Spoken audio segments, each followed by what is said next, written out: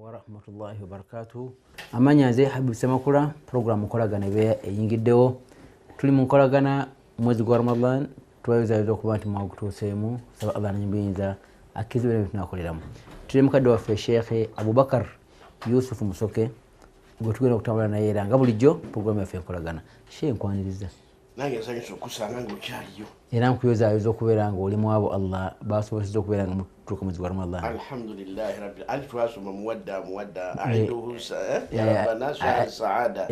alaina bil fadaili wa ziyada lailatul qadri udi fi suudi wa sallallahu ala miskil khitami. Kigambo ekyo duwa yaffe ekirabika yajana Allah yajanukula okuba ntusobodde okutuuka wano olwaleero. Alhamdulillah. Insha Allah lunaku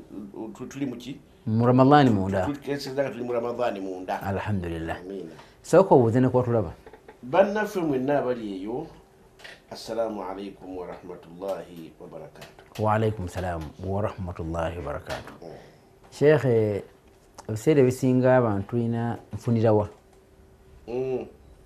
Kale nfunirawo ono buli lwajja naye kati kino Mungu yatugamba tusiibe. Mu kusiiba kuno kulimu ki? Tutambulira mu ntambula yaffe mu programu yaffe ey'enkolagana twagamba limu triangle ya sumbusa. Sumbusa nga weeri bwetyo nti buli kimu kiyina ekikwatagana kyenne waakyo ali waggulu. Eno wansi be bantu n'ebintu ebirala byonna bye yatonda. Naye nga ffenna tuli interacted. Ffenna tutambulira omutuli wamu tukwatagana. Kaakati Ramazaani bw'atuuka ono gwe tulimu gwe tutambuliramu, kikyatuwa mu kubeera nga tunyweza waggulu naffe eno. Ekisookera ddala summiya al insanu insanan likathrati insiyanihi. Yeerabira nnyo. Omwana Adamu yeerabira nnyo. Kyava ayitibwa insanu. Kyava ayitibwa insanu. Abamu bawanuuza ne bagamba bwe batyo. Nti gava mu kigambo nasiya. Naye nga mu butuufu practically omuntu yeerabira nnyo. Kyova olaba tusiika ne tweziika. Ne tutya ekiba kimusse omuntu olwo nga ekintu kino kitta nnyo. Naye bwe wayitawo ebbanga ate nga tugira ki? Nga bennaffe bitukola. Olaba Allah yakugamba nti alhaakumu takathur. Bwe mweraba nga muli awo muli bangi mwerabira muti mwina gye mugenda okulaga. Hatta zurtumul makabira. Kusobola mugenda mu kabuli omuntu lwe mujjukira nti abaye nga tufa. Nga tuggwawo. Kati n'olwekyo kitegeeza omuntu ayina kutambuzibwa ku kujjukiza. Umuntu ayina atambulira ku ki? Mu kujjukizibwa. Mu kujjukizibwa. Kakati bino bye tulimu byonna entambula kubanga tuba tuli ku nsi nga tuli okusinza Allah subhanahu wa ta'ala. Ate at the same time tulina obuvunaanyizibwa bwe tukola ng'abantu ku nsi kuno. Tulina embeera gye twetaaga ebeerewo tusobole okutuukiriza obuvunaanyizibwa obw'emirundi ebiri Katonda bwe yatuwa. Embeera eyo ekisinga obukulu ku byonna twetaaga al amnu. Amnu mirembe. Mirembe. Kiwadde ki? Kizibu kyako kubanga olinawo amnu ne salama ne biki. Twetaaga security. Security. Yeki? Butebenkevu. Obutebenkevu kubanga obutebenkevu butambula n'emirembe. Buli waba butebenkevu. Ate emirembe gitambula n'eddembe. Ebyo nanga bisubiddwa wamu bye bireetera omuntu okubeera buli kinoomu and eventually abantu abawangalira awamu okusobola okuwangaala obulungi ne baba nga batuukiriza ebigendererwa byabwe Katonda bye yabagendereramu. Kubulaba Allah subhanahu wa ta'ala akugamba mu Qur'an agamba gwe nange ne bannaffe bali abali eri. Walaqad wassayna alladhina utul kitaba min qablikum. Kino si kyabasalaamu bokka. Ekiro kye twogerako kikwata ku bonna. Nagandi walaqad wassayna alladhina utul kitaba nga mutuna bakujja abasalaamu. Ababakulembera abalina the book. Twabakalaatira. Min qablikum before you came nga tubuna bakubaawo abasalaamu wa iyyakum namwe bwe mwajja ntubira ki? Tubakalaatira kye kimu. Tubakalaatira kye kimu. Anittaqullaha. Nti mugire ki? Allah mumutye. Mwegendereze. Allah mwegendereze. Allah mwegendereze. Oba mweyise bulungi nga mukolagana ne Allah. mwese bulungi mwegendereze Allah naye kwegendereza kyekisinga obulungi kati bw'amala okugamba nti tumwegendereze eyo surati nisa aya 131 yatulagira tugire ki Allah tumwegendereze anittakullaha mubeere n'ettakuwa nga mukolagana ne Katonda tumutye tumwegendereze oba kale kiritwale tumutye naye ate waliyo fala takhshawhum waliyo khawfu waliyo khashiya byonna biri mu kutya kana kino tukyongereko tukiyite kutya tujawa tuyitiriza mumwegendereza kubanga yabapokera yabalabirira omuntu akugulira ekkanzu akusasulira ekyokulya bw'oba okolagana naye weegendereza tomunyiiza ate omuntu bw'abanga asobola okukubonereza nga tokoze byakulagira era naye mwegendereze gati tya Katonda khawfan wa tamaa olw'okutya okutuukibwako ebizibu byazo batuusaako nga temukoze emirimu mirungi wa tamaan n'olw'okuba nti mwegomba mululunkanira okufuna ebirungi byasasula abakozi b'obulungi yettakuwa akati bwe tuba nga tulina okutya Katonda tulina nangalawo enkiyita tulina okwegendereza mu nkolagana yaffe nani ne Allah subhanahu wa ta'ala n'olwekyo twagala nnyo ekigambo kino takuwa toyinza ng'omuntu kubanga oli mulungi nga tolina takuwa nga mukutamwegendereza society community teyinza kubeera nnungi nga teriimu takuwa okiwulira era kyobulabanga nti bwannabbi saa salama bw'atuuka e Madiina ng'agenda kukola abantu abawangaalira awamu yamugamba dhalika alkitaabu ogenda awo obuzze wano e Madiina kati ogenda kukola byogenda okukola nkuwadde dhalika alkitaabu ekitabo ekyo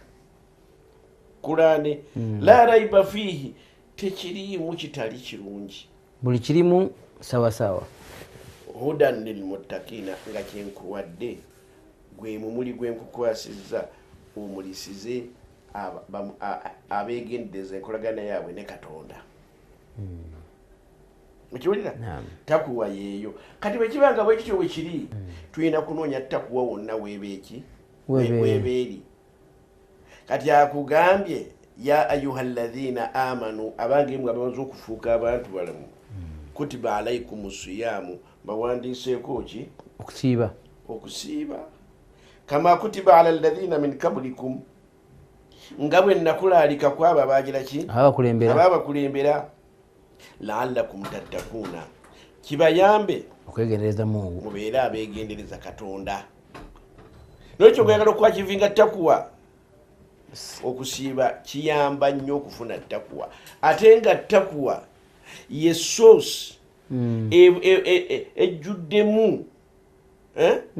okutebenkera kw'okubeerawo kw'abantu nga bali bulungi omuntu ayegendereza Mungu tajja kulinnya munne kagere tajja kukutta mwana wa muntu atamusabye ssente ekyo kulabirako la yu'minu ahadukum hatta yuhibba li akhihi ma yuhibbu li nafsihi omuntu tayinza kugamba nti yeewandiisa mu kibiina ky'abantu balamu ng'ate tayagaliza banne kye yeeyagaliza bw'obanga gwe ovuga ettogero gwe musenero gwe okulira okugabula abantu bonna bagabule naye bw'obanga olimu omutima ogabulako bamu n'otandika okusiba ebitereke ng'oyise emmanju oweerezauka obanga abaana bo bugamuyiteewo mujja ono nga batwala bakkiriza uwommanga obwamusenero tobusaanira toyagaliza banno nawe kyeweyagaliza ekyo jasiti sikwagaliza bw'obanga okulembera banno bawe mufaanane kulwokubanga gweokuba nti oli mukulembeze waabwe tekikuwa nkizo nti obaseere oba obalyeko emmere okiwulira wabula bonna ogera kugira ki baagalize nga kyeweeyagaliza gwe kubanga kino nabbi yakugamba mu hadisi endala nti sayidul qawmi khadimuhum omuntu aweereddwa okuba musenero wa banne aba afuuse muweereza gye bali omuweereza atuusa bino byonna ebiri wano n'abiweereza bantu bali balina okubiwa bannanga abantu bange eyo mulimu temuteredde akati bwegala abantu nga mwagala okubeera abalungi mulina okubeera kasita obeera ate ekyo tekiyinza kufunwa okujjako omuntu amaze okumira kakapuso ke bayita takuwa amaze okubeera nti yegendereza Mungu takola kinamunyiiza eyegendereza Mungu. Allah yakugamba tiwali mboozi tiwali kyogerwa tiwali kiteesebwa tiwali kikolebwa nga muli babiri ojja Katonda abeera wakusatu bwe muba basatu abeera owokuna kababe kukka wansi waabo betwogedde oba abasingawo talina kyatabeeramu. Kati gwe amaze okutegeera nti buli kintu kyonna mwali olina kulwana nnyo okumwegendeza. Kyobulaba oli eyajja eri Nabbi sallallahu alaihi wasallam ng'amubuuza obusiraamu kyeki n'obukkiriza kyeki yamubuuza wal ihsan obuntu bulamu kyeki twagala mu buntu bulamu awula yamugamba nti obuntu bulamu kwe kubanga osinza Allah subhanahu wa ta'ala ng'olinga amulaba nga mutudde naye kakibe nti gwe tumulaba naye ddala mazima agira ki akulaba ajola bali bamugamba nti akaribu rabbuna fanunadihi au baidu fanunajihi Katonda waffe ali kumbi twogenda ye mu ngeri ya mpolampola oba ali wala tumukowooli n'abugamba abantu agaba abakumbuuzaako bagambe inni karibun ojibu dawata ddaayi ndi kumpi nnyo omuntu yenna bwampitaawo ng'ali nga anjogedde nange bwogezi mpola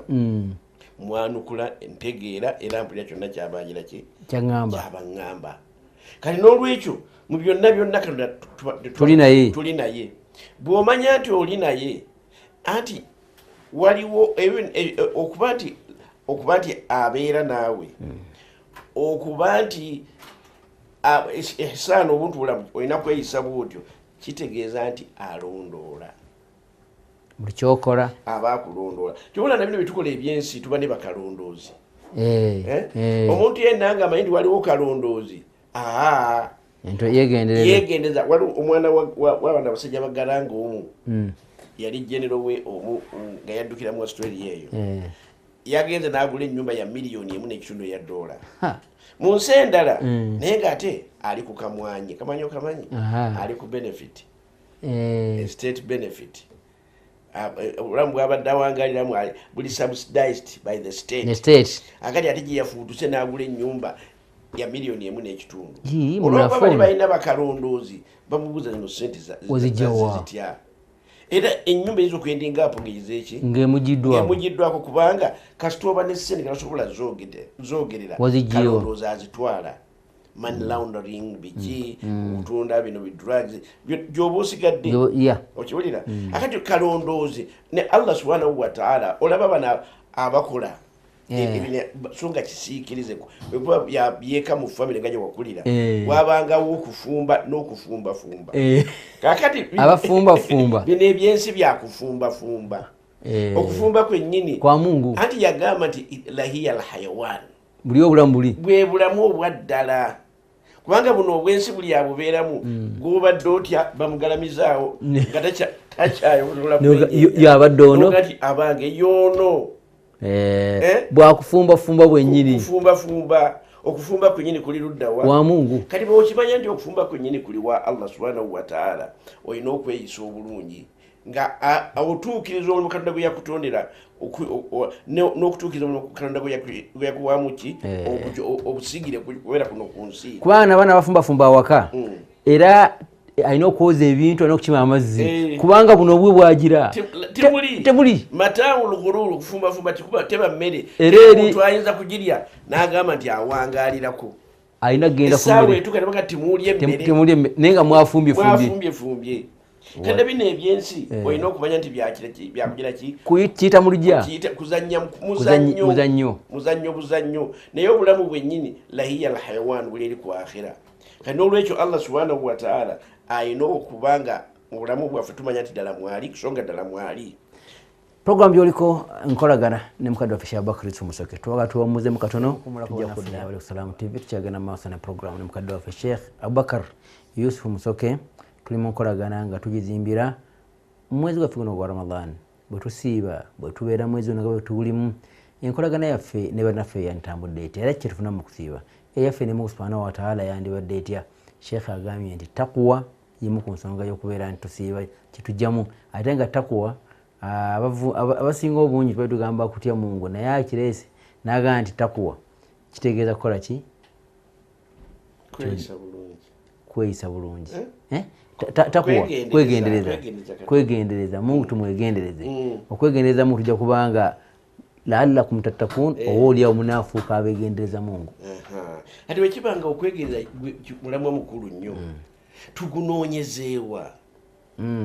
nga ne Kurani gye yatuwa nti erimu takuwa kumwegendereza naye kirolwa kino kinjogera wano lwakuba guno omwezi agamba nti shahru ramadana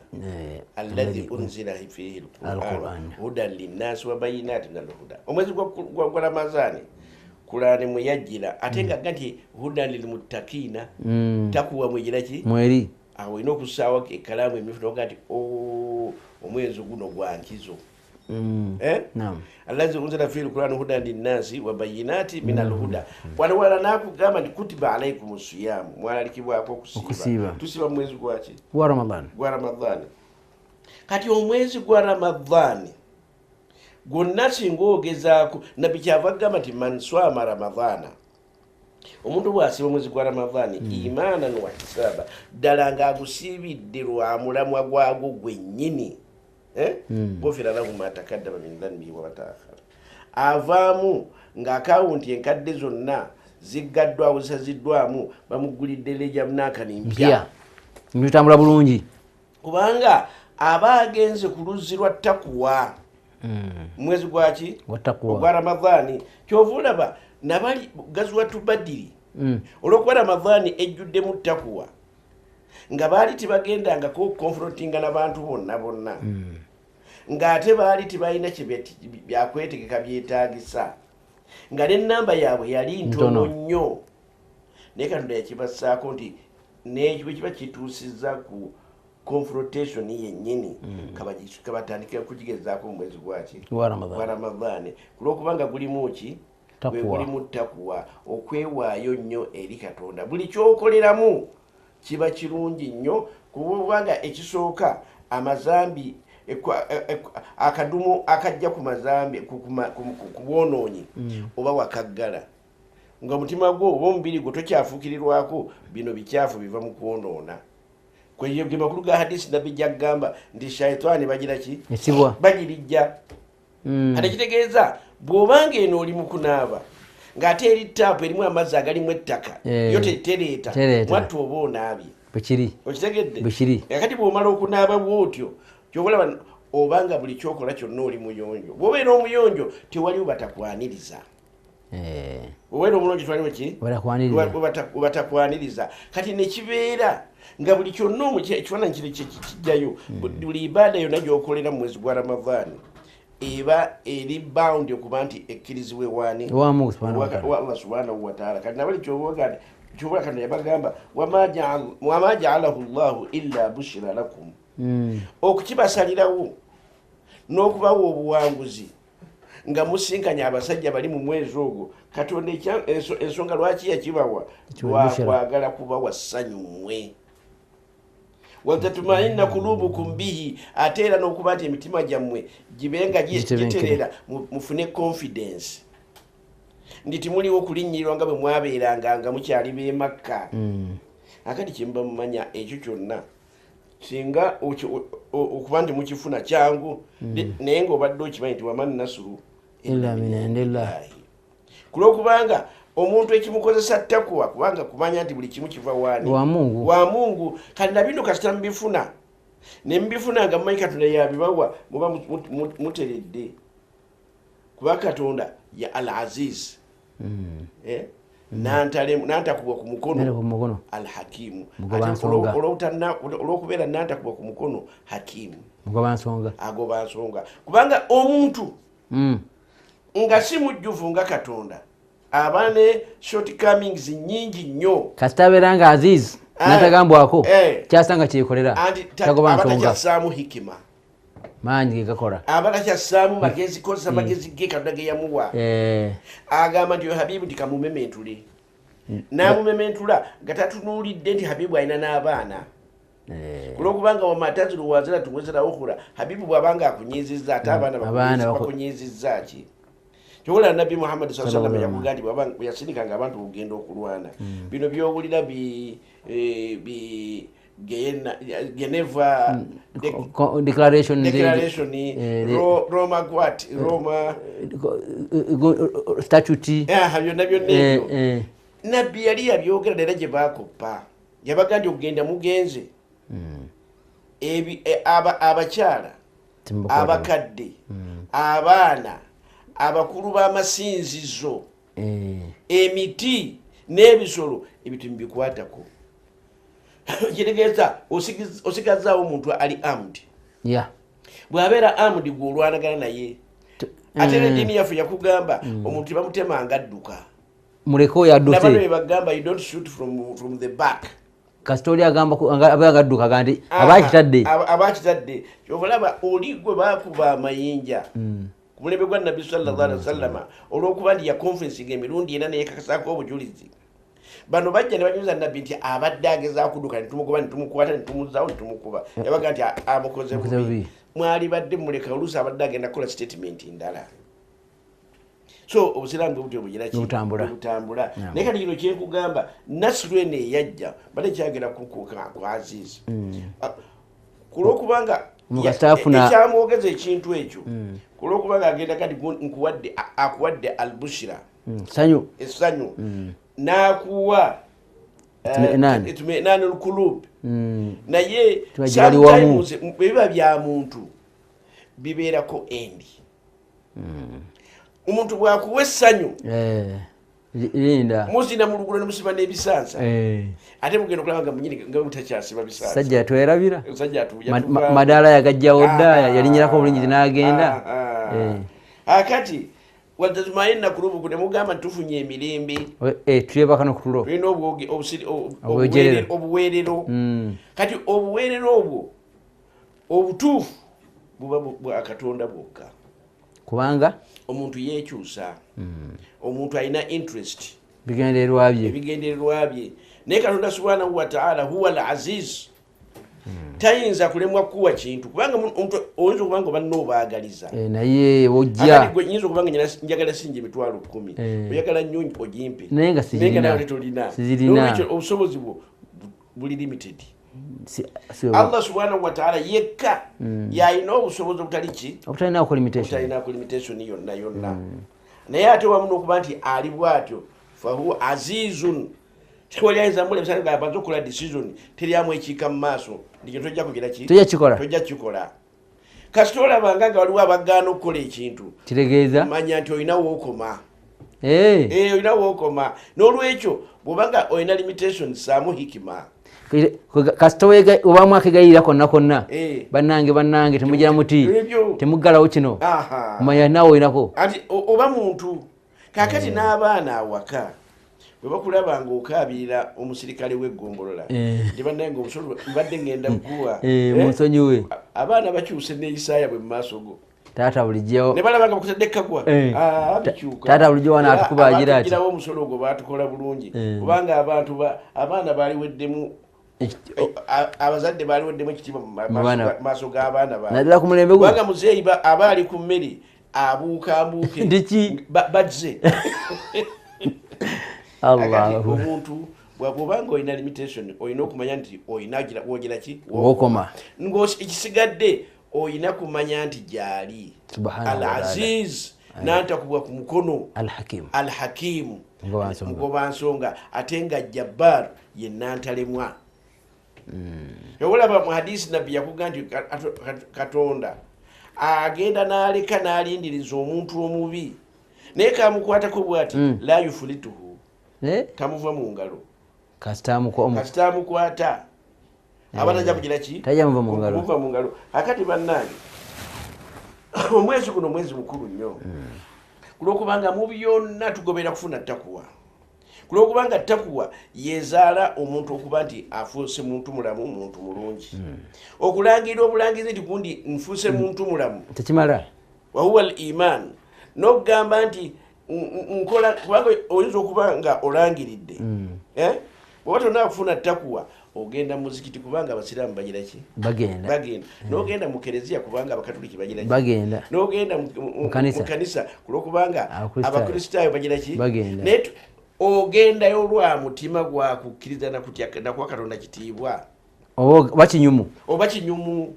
oba kugamba nti munnange omusasodoti anaagamba atya wagga bw'ogenda lwa musasodoti oba lwa seeka olwo batosinza Katonda yekka ono omwelevetiza okuba naye yensonga atalisa okubeera ensonga y'okugenda okusinza songa okusinza wama umiru illa liyabudu llaha mukhlisina lahu ddiina bakulagira osinze Katonda naye ng'omusinza lwakuba ye nga ye bwali ye yennyini yekka yensonga ekutwala nga timulimu elementi ki ndala yonna akati mu kufuna ekintu ekyo twetaaga nnyo okuba takuwa eno yezaala emirembe takuwa biri bye twajja okukola okusinza Katonda n'okuba tukola emirimu Katonda gyatwagalamu okuzimba ensi eno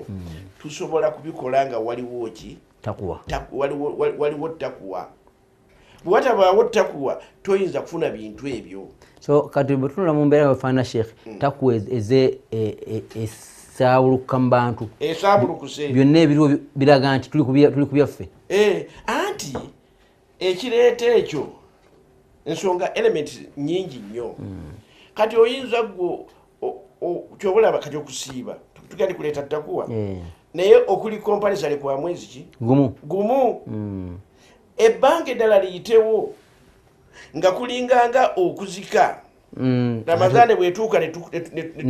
netusambula kifaanagana nga abamanyi okulima obulungi talinnyirira kisambu buli sizoni naddala abazungu ennimiro ajawuzaamu emirundi ebiri bw'alimirawo gino esizoni eno esizoni eddako alimira sayidi wano abalunzi be bakitegeera nalundyako wano bananze kasokedde nzaalibwa olusuku nalusangawo naye teruvangawo lwe luleeta amatooke tibalugjeewo wadde okukyusa ku ttaka nti basimbemu ebitooke ebipya ewafeeka lukyaliwo weeruli naye lukyavaamu emmere gye nasanga ndabako naye banga lukyaliwo bawoza nsuku zasenguka tizisenguka mwe mutakozesa bulungi ttaka amagezi Katonda ge yabawa kyetwasingira ebitonde ebirala nga tujja okutuwa khilaafa ku nsi tuba tulina obwongo obugira ki obuyiiya ne bukola bali bwe yagamba nti weyanikhtuna aljibaala buyutan ensozi nga bazisimamu ki amayumba nga bazikokota nezifuuka amayumba omulembe guno zennyini ensozi tuzeetaaga mu kuzimba nekuba kuzimba nguudo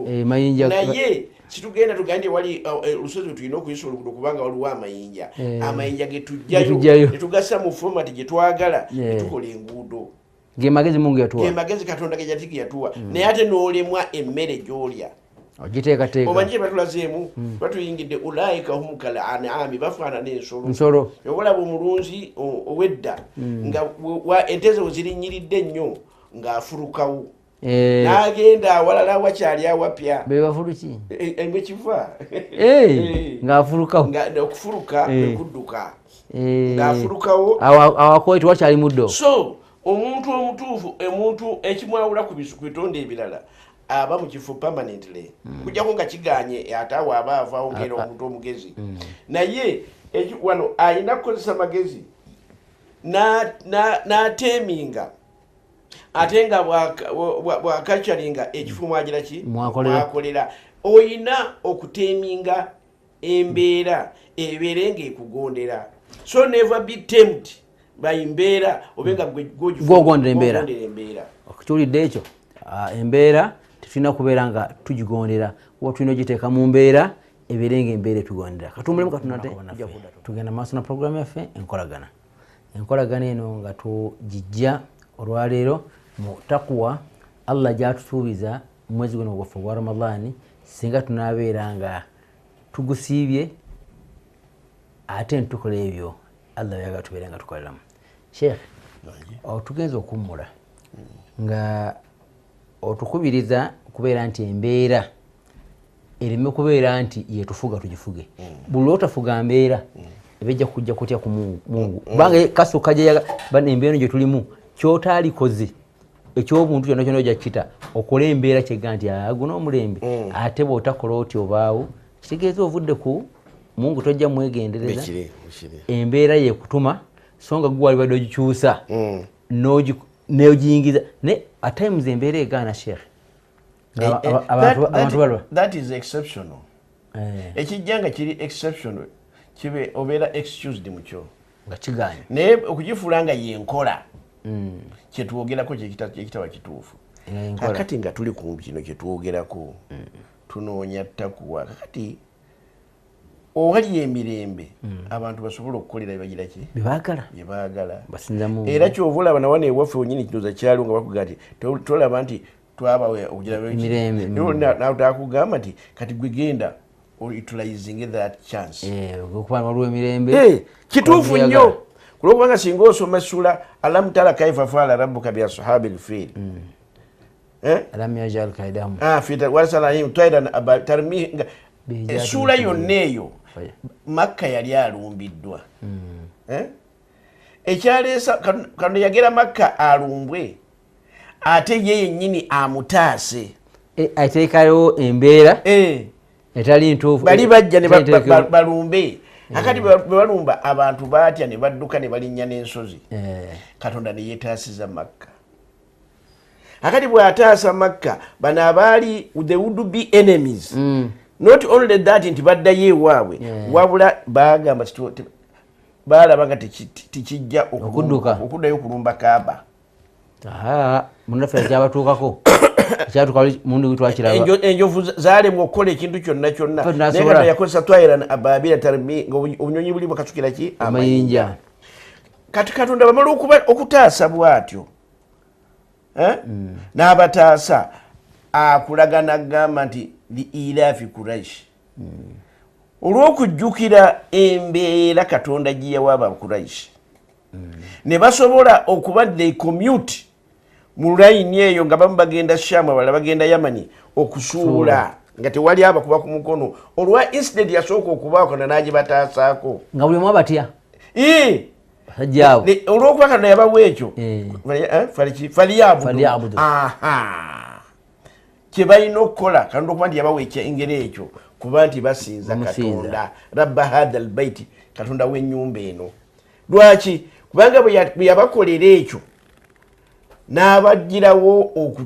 omulabe akubalumba wano ne watereera ne bakomyutinga at'amahum min ju'in yabawonya enjala wa amanahum min khawfin n'abawonya n'okutya security zombi yagira ki yazibawa kyeŋŋamba singa obanga ofunye embeera ekusobozesa okukola by'oyagala bikole you have to appreciating who Allah subhanahu wa ta'ala akoledde ekintu kino n'olwekyo embeera yonna abaddu Katonda nga abawadde ebintu eddembe erifaanagana bwe bityo balina kuba nti beebaza Katonda subhanahu wa ta'ala abagize eki abawadde eddembe eryo bamwebaze ebyengera byabagize eki byaba abawadde akati kulwokubanga bwe batuuka mu mbeera eyo takuba yaabwe nga bagifunye ne batuuka n'okwebaza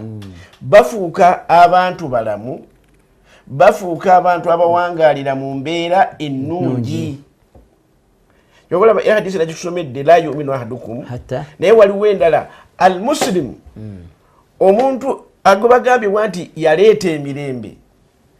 oba omuntu agambibwa nti awaba n'emirembe man salima almuslimuna min lisanihi wa yadihi bantu balamu banne yoyo gwe batafunamu mu lulimi lwe kigambo kibi tavuma bantu oba takola statement zebataagala wa yadihi nga tabatuusaako na buvune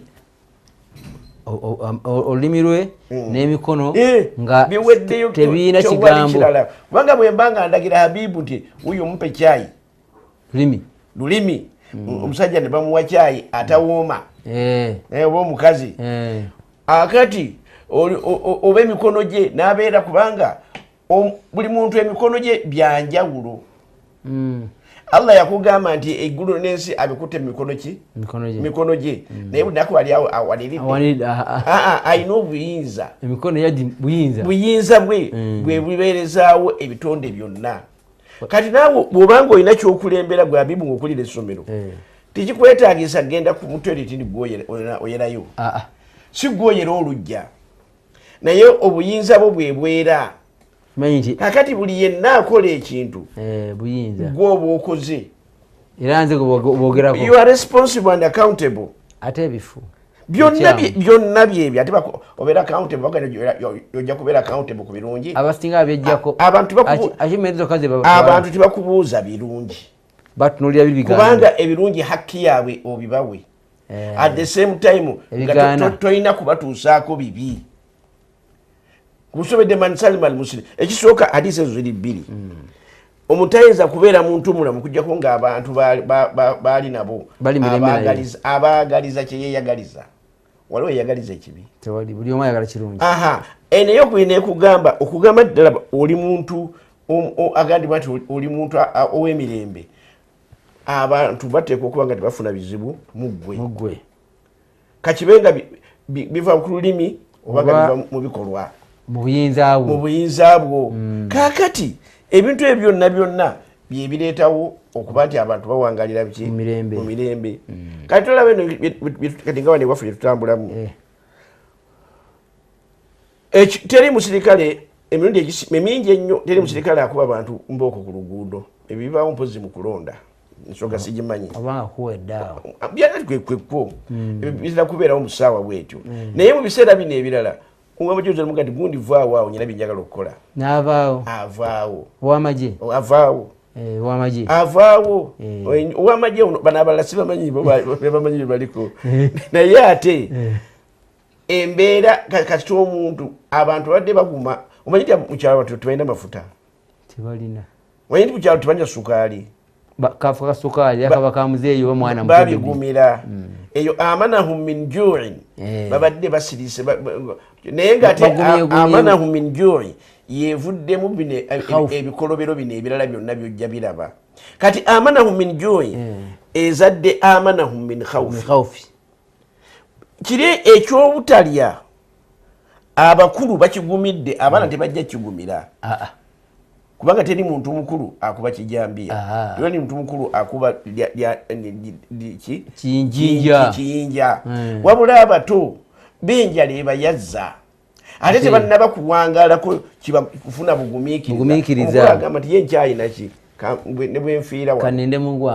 mungu antwale naye bana abavubuka kubanga ebibasabwa bingi by nature bingi nnyo ayagala wabeera ayagala okulabika nti muntu abe ng'afuna omubeezi tayinza kufuna mubeezi nga tali bwati kati kimusindika n'agenda n'agira ki n'akola ebitali kaakati security zoominga bulijjo tujja tuzoogerako zeetaagisa khawfu security ey'olubuto ne security ey'okuba nti wali dduka byonna bitambulira wamu. Kakati security ya dduka yudega ati musirikale tiwali musirikale w'amagye akuba abantu naye obuzibu obuvudde eno kuyo ibyo side y'olubuto bulese kino tikikyatunuulirwa kikyalabika nti n'okubaawo kwakyo tekukyalabika. Kakati bano abamu baalitidde bano nti bakuuma eddembe naye kirabikanga abakuumi b'eddembe abalemererwa si lwa bujega wabula bali bangi abayina embeera embi kati embeera embi ereese embeera ye security eno gyetumanyi naye okugira ki okufuufuuka embi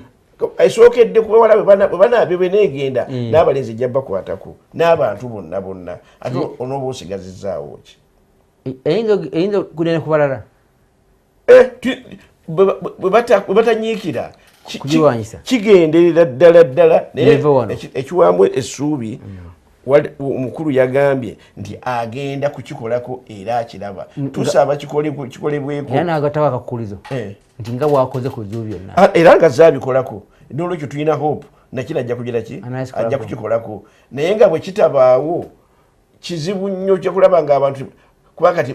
bakwata lwaggulu naye kyaleka nokukwata emisana bakwata nemisana bakwata waliwo haji gwe bakwata eyo emisana agenda mu banka ne bamutwala n'afiira tiyazibya nakuzibya waliwo nomukanaffe bwade baagala okukwata emisana ani ate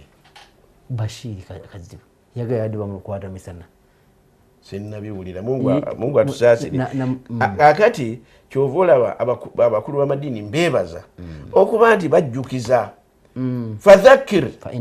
fa inna dhikra tanfau lmumina fe mukulani batugamba bulijjo mwejjukizenga kubanga okujjukiza kugasa abantu balamu oli kasita abeera muntu balamu ne bamujjukiza nga okutwateganga ajjukira okiwulira nga bwajjukira n'anoonya ensobi weeva n'ateeka muki munkola. Salam TV kwa program nkolagana tuli mukadde waffe Sheikh Abubakar Yusuf Musoke mwezi gwa Ramadhani atulabe ku Salam TV n'ebiga bitumuwadde omulamu tumusibidde nti takuwa tunoonya takuwa kulwokubanga takuwa tufuule abantu abana abakolagana ne banaffe obulungi takuwa kitegeeza kulongoosa nkolaganayo ne Katonda okwagala okulongoosa enkolaganayo ne Katonda kasita obeera nga oyagala okulongoosa enkolaganayo ne Katonda ojja kuwuliriza byakugamba bw'obanga owuliriza byakugamba tottanga togiranga oti bw'obissa mu nkola gwe ng'omu wenna mujja kubissa mu nkola kemunaabissa mu nkola ng'abantu abawangaalira awamu mujja kubanga muteerera n'olwekyo tunoonye ettakuwa naddala mu mwezi guno ogwa Ramadhani ekituddayo mu workshop y'omwezi gwa Ramadhani tunoonye takuwa tugiyige tulabe nga tuddayo kubanga lyeddagala lyokka eritereeza abantu abawangaalira awamu. Atulaba ku Salam TV nti ekigambo ekiwulidde Ramadhani eno tubeere nga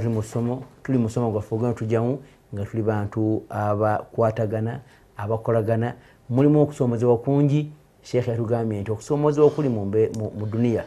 kulime kubeera nga kutufuga ffe tukufuge bwe tunaafugibwa okusoomozebwa okwo embeera ejja tukalubirira buli omu abeere nga takwatagana na munne tayagala na munne talina kyafa ku munne tamutwala nga muntu ng'olwo ebizibu byeyongera mu duniya bantu bagenda kuttibwa bantu bagenda kufa n'obujozi obweyongeramu Sheikh kumala okutta omwana wo olina kubya essimu n'agamba kati njagala ssente eza transport w'omulambo twaguze n'akaveeramu twagutadde tuzaagala kitegeeza takuwa ekendedde kakati kankusembyo aya eno webayiri tunaggalawo suratu An'am aya 81 ne 84 ojja kusomako 84 zombi nzogera emu eyimidde ku ginnaayo kale zigatte Katonda yayogera ku bibiina ebibiri ekyababi n'ekyabalungi wansi n'abuuza fa ayyul fariqaini ahakku bil amni saidi ate agala ngende mu details ababi n'abalungi ani akolufayinga okuba nti afuna security bahona kuba balungi in kuntum ta'lamuna mumanyi okunyonyola ebigambo n'alyoka akuddamu nga manyi tosobola kunyonyola ebigambo n'agati alladhina amanu abakkiriza ne bagandi bafuuse bantu balamu ne batatabula mu bukkiriza bwabwe mpisa mbi na mize mibi ulaika lahumul amnu abo be balina security wa hum muhtaduna era be batwalibwa nti babeera balungamu lwekyo bweyagala amun ogala emirembe kudda wa Allah subhanahu wa ta'ala kyevudde gattakuwa kulongoosa nkolagana yaffe naki ne Katonda tukuyanza mukadde waffe Sheikh Abubakar tuyanza banaffe mwena abaddeyo nga mukulaba tutubagaliza kimu Ramadhani nnungi naffe tukiyagaliza Allah abeere nga yusamu bulungi n'ebyengera Allah abituwe mu mwezi guno gwa Ramadhani buli kimu kirabike kibeere nga kyangu banaffe badde eri mu bimu okulaba nti tutambula bulungi omukulu Shafiq Kawoya omukulu Anwar n'abalala mwena tubaza nnyo okuba nti muweereza ebifaananyi ko n'amaloboozi nebituuka bulungi tuteeka tukuyanza okujja ntubeera ffenna mu budde buno wadde nga ekisibo kiba kikubye ku byolunaku naye nga tuli wano mu kaseera kano barakallahu fikum wasalamu